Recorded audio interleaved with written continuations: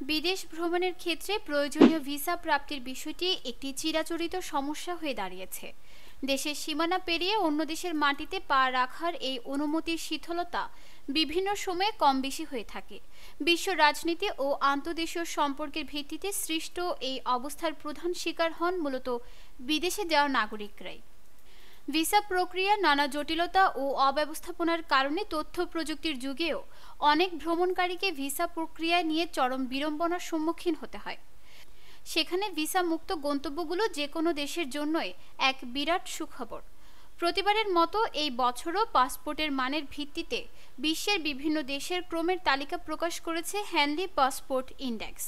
এই তালিকায় উঠে এসেছে একটি দেশের পাসপোর্টের জন্য কতগুলো দেশের ভিসা শীতলতা রয়েছে। এর মধ্যে বাংলাদেশের পাসপোর্টধারীরা কোন দেশগুলোতে ভিসা ছাড়াই যেতে পারবে, চলুন জেনে নেওয়া যাক। চলতি বছর বিশ্বের 21টি দেশে ভিসা ছাড়াই যেতে পারবেন বাংলাদেশি পাসপোর্টধারীরা।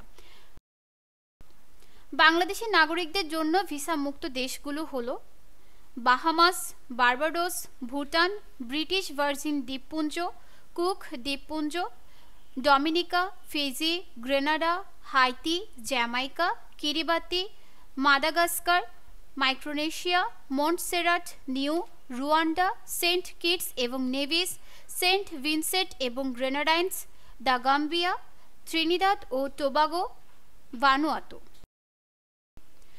উল্লেখ্য, পরিপূর্ণভাবে ভিসামুক্ত অভিবাসন নীতিতে দেশ ত্যাগ বা বিদেশে প্রবেশকালে যে কোনো ধরনের কাগজে বা ডিজিটাল অনুমতিপত্র দেখানোর শর্ত থাকে না। ফলশ্রুতিতে দেশি বা বিদেশি মুদ্রায় ভিসা ফি দেওয়ারও কোনো অনুষঙ্গ নেই। এই কার্যনীতির একমাত্র নথি হিসেবে কাজ করে পাসপোর্টটি। তবে এই সুবিধা নিয়ে গন্তব্যের দেশটিতে অবস্থান করার জন্য থাকে একটি নির্দিষ্ট সময়সীমা, যার বিস্তৃতি বিভিন্ন দেশে বিভিন্ন রকম। নিউজ ডেস্ক, দৈনিক পূর্বকোণ।